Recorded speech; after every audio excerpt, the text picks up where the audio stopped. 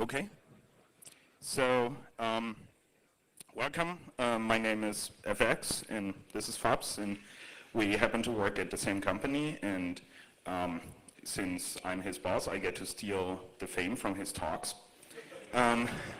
So I can give the first slide and then he has to do the work, which is good.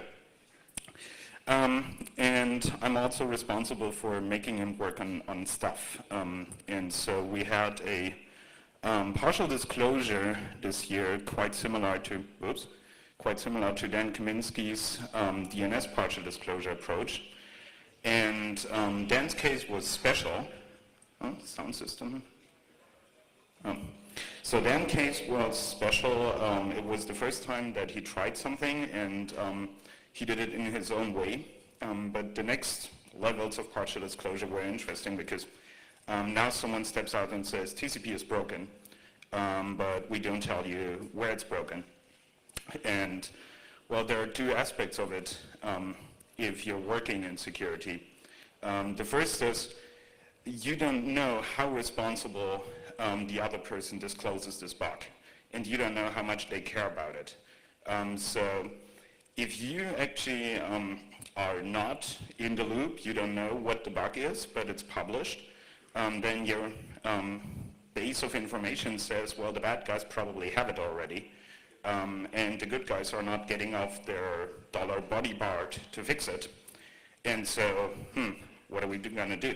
So that's a bad situation if you need to tell other people, which is the second point, is there are many people in this world that rely on you as a source of trusted information. So they read somewhere online, oh, TCP is broken. They go like, TCP, I think we have that. And then they call you. And well, they expect you to give them a decent answer. And if the answer is don't know, that's actually not really good, because that makes them go panic over something that they shouldn't, or makes them ignore something that they should panic about. So that is a problem, and the discoverer, the original discoverer that followed partial disclosure, might actually not care about all that. And then it actually is quite useful to have a research department and like small half Japanese people that you can throw at problems and go like, break this. And here he goes, Fabian Yamaguchi with his discoveries on TCP.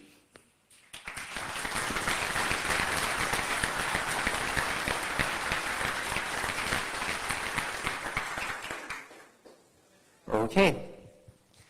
When we first started our research on TCP denial of service attacks, the initial question was, what is it that Outpost 24 actually discovered? But that soon made room for a more generic question, which is there anything in TCP at all which counters denial of service attacks? And in this talk, we want to justify our answer, which is basically, well, there's not much. And apart from that, this has been really exciting. So I'm trying to motivate you to get into this spec hacking because it's really fun.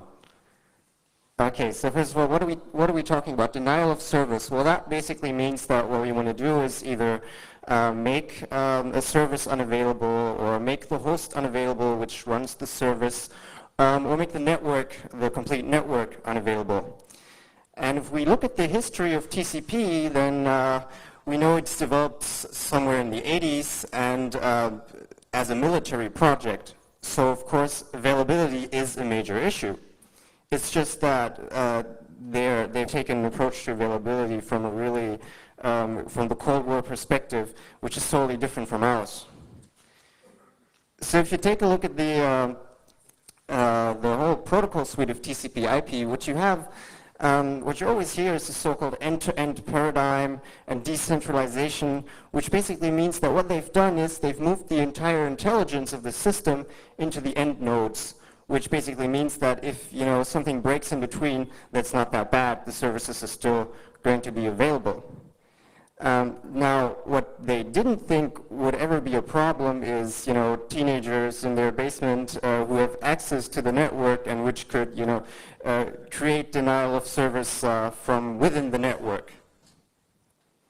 So what they actually address is robustness of the complete system, and not so much attacks from within the network. So there are really no security features to counter this, none at all. Okay, so I hear you saying no security features. What about sequence numbers, source ports, stuff like that? We all know we can't just get into a hijack a TCP connection because we're going to need a valid source port, we're going to need valid sequence numbers. But if you take a look at these concepts, you'll soon discover that source ports have nothing to do with security. Source ports were introduced to do multiplexing. That means you have several connections over one physical link. And sequence numbers are there to provide ordered data transfer, so that if you put A and B into the network, you actually get A and B in that order on the other side. Now in 2004, this guy named Paul Watson demonstrated a couple of attacks, so-called TCP reset attacks, and they very much show why it's a bad idea to rely on things which were not initially thought of as security measures to provide security. As a response to these attacks, what was done is TCP source ports were randomized. So this should ring a bell. We're going to get into that later. But they were not initially specified to be random. So this is not a security feature. And this is the kind of setup that he took a look at. The two hosts, the one up there and the one down there, they have a TCP connection. And there's an attacker which can reach both of the hosts. Well, he just needs to reach one, but anyway, but he doesn't sit between the two hosts, so he can't really see what they're talking about. And now what he wants to do is he wants to reset the connection so that they can no longer communicate. So now you may be thinking, okay, so he needs a sequence number. That's like 1 out of 2 to the power of 32, but that's not really the case. He just needs a sequence number somewhere in the so-called transmission window, which is the amount of data which is currently out in the network. Now, the problem with this is really that if you take a look at what people are working on in TCP, then we want more performance over long-fed networks, which basically means something like satellite links, stuff like that, where you have lots of bandwidth, but it takes awfully long to get a response. So one thing they introduced was the so-called extension for high performance, and it allows you to increase the window size to a maximum of 2 to the power of 30. So that then leaves you with, 4 tries. Okay? So that's pretty easy. Well, you don't really have, you never have windows of that size, but you have windows of huge size in the core of the internet, BGP, where you have long-living TCP connections with huge windows. So that was a major issue, and the issue arises because there's really a clash in responsibilities here. The sequence number is supposed to just tell you what byte in the data stream you're looking at. It's designed to provide ordered data transfer, but people just assume that it's a security feature, which it is not. And now we add the high performance extension, and suddenly the space in which you need to guess becomes really small. But it took this guy to also convince us, to randomize UDP ports while we're at it. So, yeah. So let's just sum this introduction up with a nice statement by Stefan Hemminger, who is a major contributor to Linux TCP. He basically says on his blog somewhere, anyway, fast forward out of the peace and love decade and welcome to the modern internet with people trying to mess up TCP connections. This kind of attack from within was unfortunately not one of the scenarios that the initial internet designers considered, and it's been a bit of a problem since. Okay, so now we will have to go for some important basics, so bear with me. First of all, if you put a service onto the internet, what you want is that it can serve as many concurrent connections as your resources actually allow. But there's one unfortunate fact about this approach, because if you really do just handle things without any bound, then soon somebody will be able to exhaust your memory, which causes kernel crashes, and that basically means that you have to get up in the middle of the night and reboot your server, and nobody wants that. So what was introduced by implementers, and this is important, this is not in the TCP specs, was the so-called backlog. Okay, so the backlog was initially the number of pending connections that could be in the queue at one point in time. So once that was full, no more connections were taken to protect memory, basically. So this is kind of an artificial bound. And it's a problem because if this artificial bound is just a lot lower than the actual memory that you have, then of course it will be a lot easier to exhaust this the artificial bound. Okay, and now that Outpost 24 announced their vulnerabilities, there's been a lot of talk about, you know, SYN flooding, the old style SYN flooding, and comparisons to connection flooding. And people talk about it like it's pretty much the same thing. All that happens is you send another ACK, and well, the effects are the same. And I want to clarify this issue because, well, you'll see. Okay, so this is the backlog that got SYN flooded. What you see here is it is the queue of pending connections, which means if you send a SYN, then you can create an entry in this queue.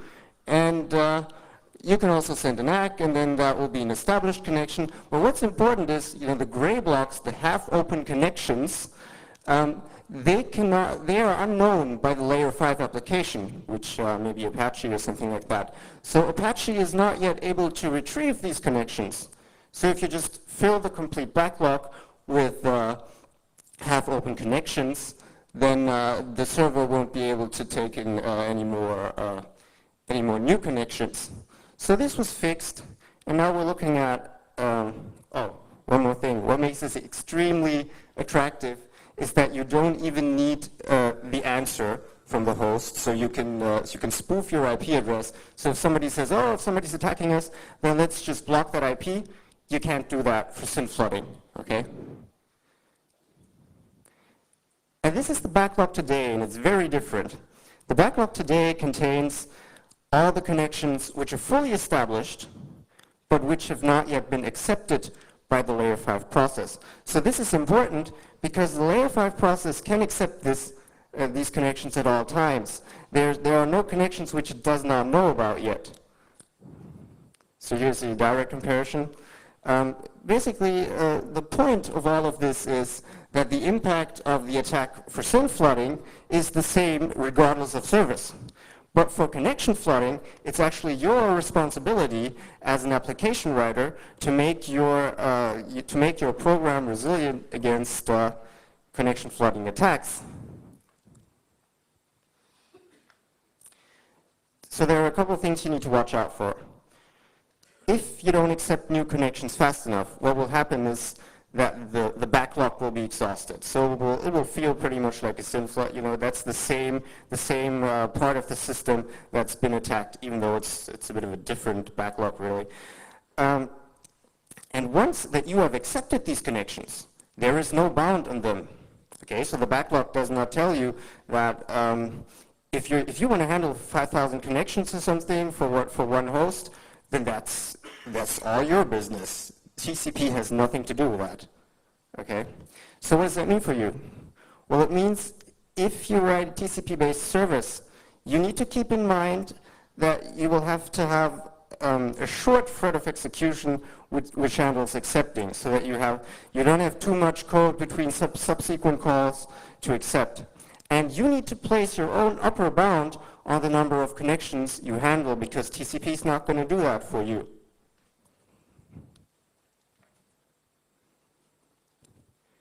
And this bound, you can't just say, okay, 50 is a nice number, let's take 50.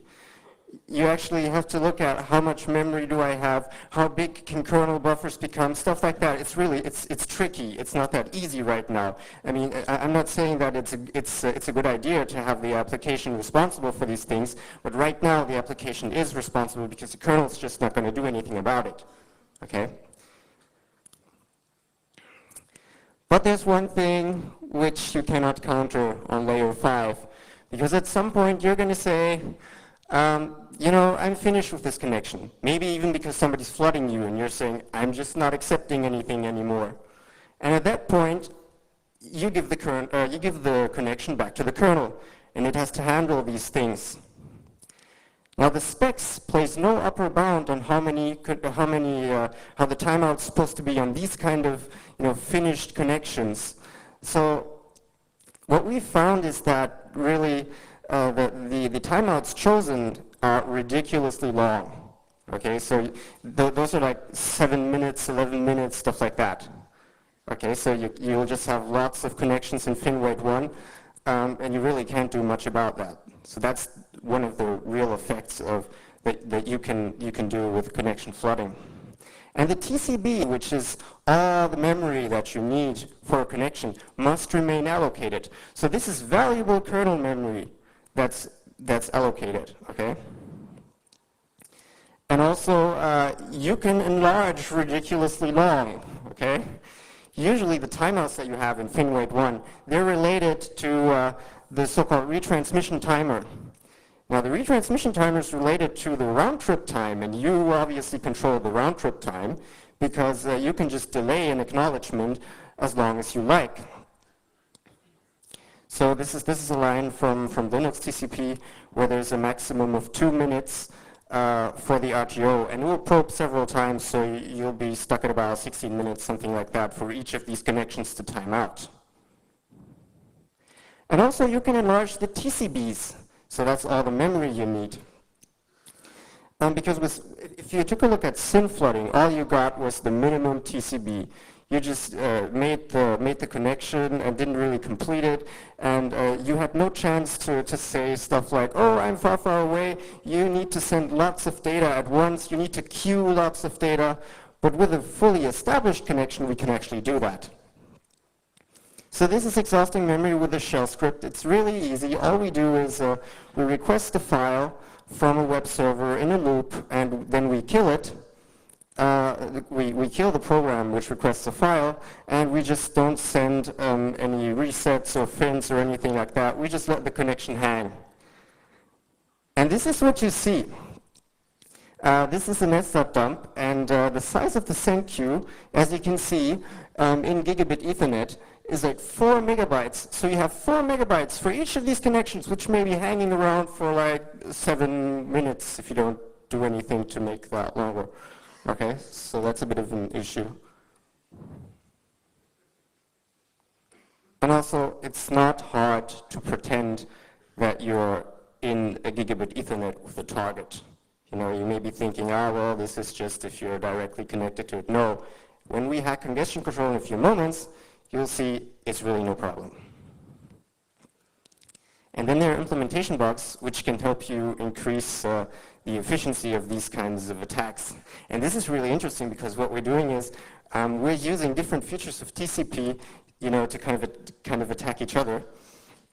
Now you've probably all heard about the flow control mechanism of TCP, and it allows you to tell the peer that you only have a buffer of like, whatever, 20 bytes left or so for new incoming data.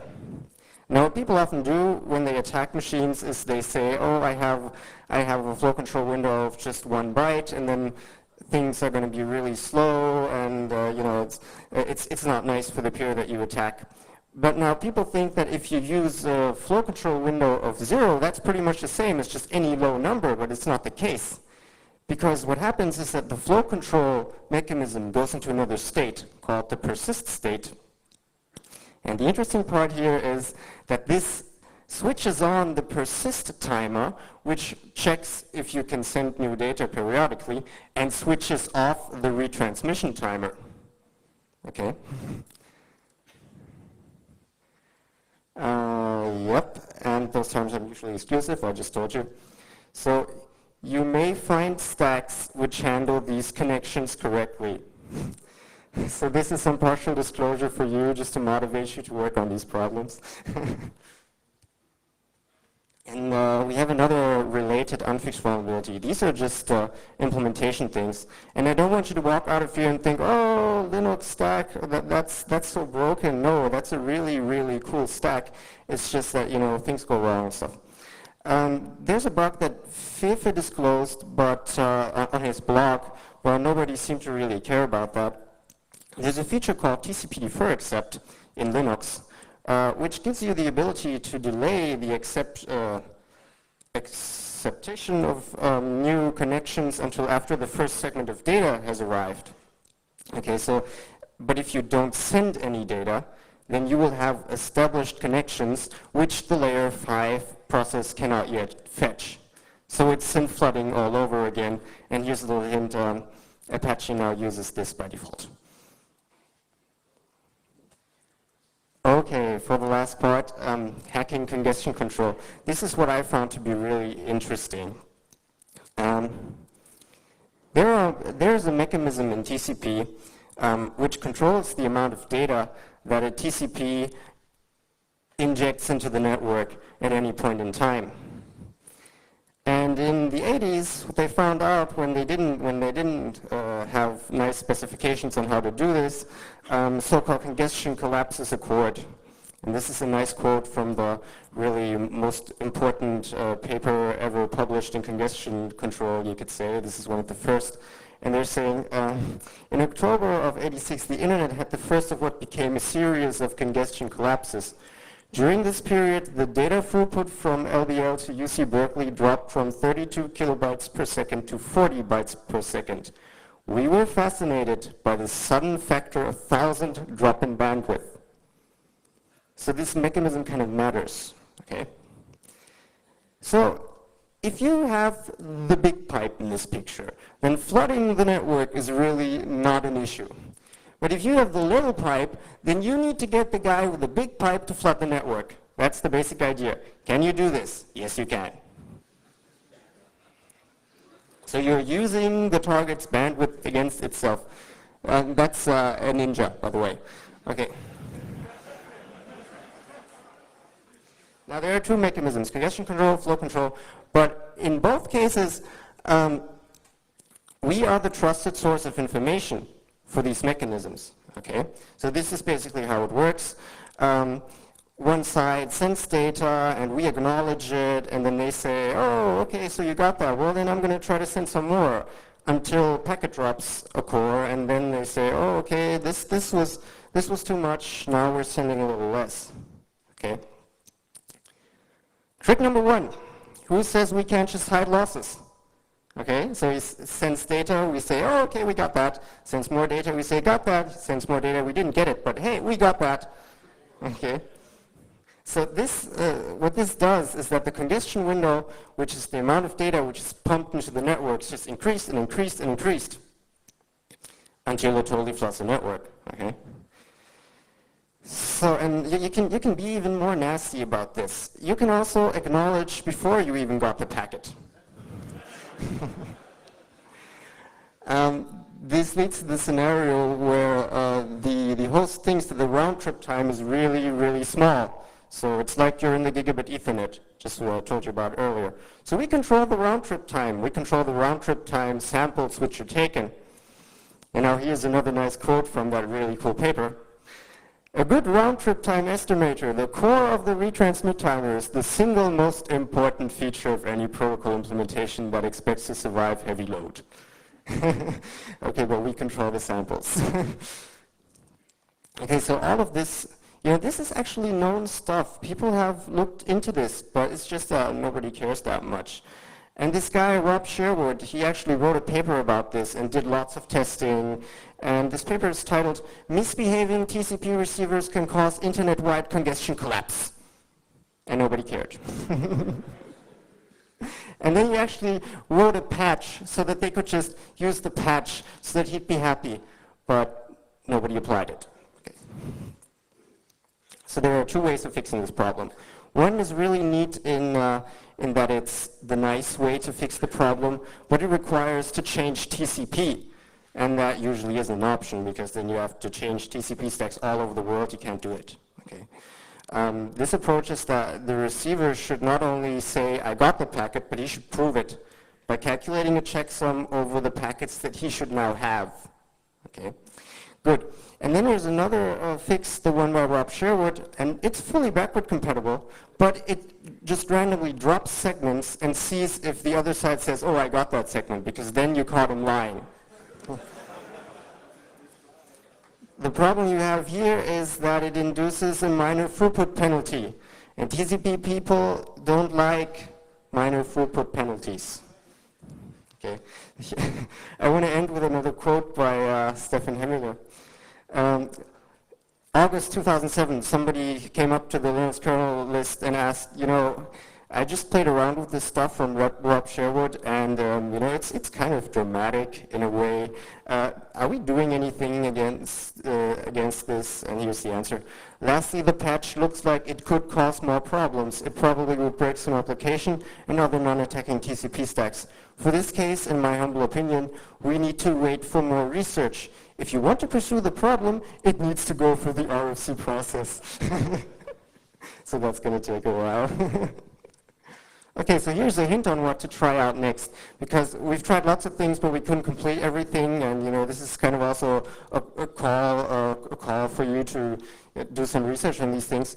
Flow control and congestion control are completely independent mechanisms. So what you could do is you could start a download, and then the congestion window will go up, and then at one point you say, I have no more bytes to receive more data, and it will hang there. Okay, then you do that a couple of times, and then you tell all of them at once, fire. Okay. Yeah, okay. And then there are also some things that you can do without even, you know, leaving the RFC. Because, as we just said, these congestion control mechanisms are fully drop-based. So if there's a drop, that means there's congestion. We should send less data. But it's possible that it's not a sign of congestion. We can actually create scenarios where we have drops even though there's no congestion. And I'm not talking about wireless. The shrew attack. This is also something that you will find on the internet, but nobody cares. Yeah, this is their logo. Anyway, yeah, it's a little mouse, and it attacks big elephants, so pretty similar to the picture that I had before. So here's a basic idea. With a normal TCP stream, segments that you send are pretty much equally spaced. You try to not have too bursty data, and sometimes the queue in a switch may be partially full, but sometimes not. But you know, that's normally what it looks like. But now what happens if you as an attacker just send the same amount of data, but in a single burst? What happens is that you fill the queue completely, and the next packet will just be discarded. Okay? Now the retransmission timer is extremely predictable because it's part of the congestion control scheme, and that's been completely specified in great detail. So what this means is that you could always send these kinds of data bursts whenever the retransmission timer sees if it can send data again. Okay?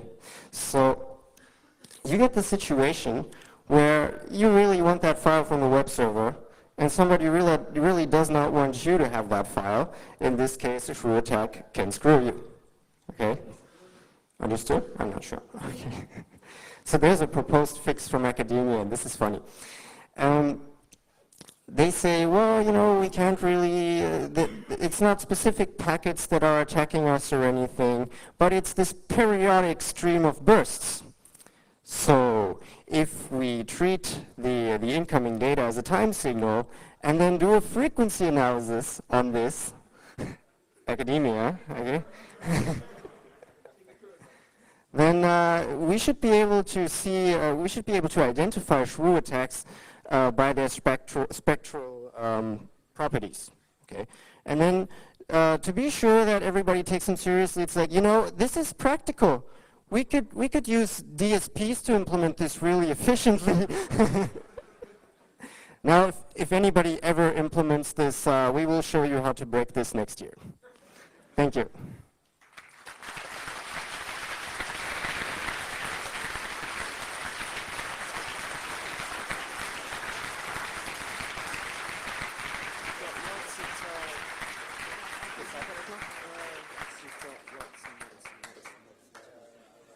Okay. Oh, so first of all, I want to say special thanks to Ethics, for getting us cool projects, and also special thanks to Bruns for working with me on this. And if you have any questions, I'm going to take them now.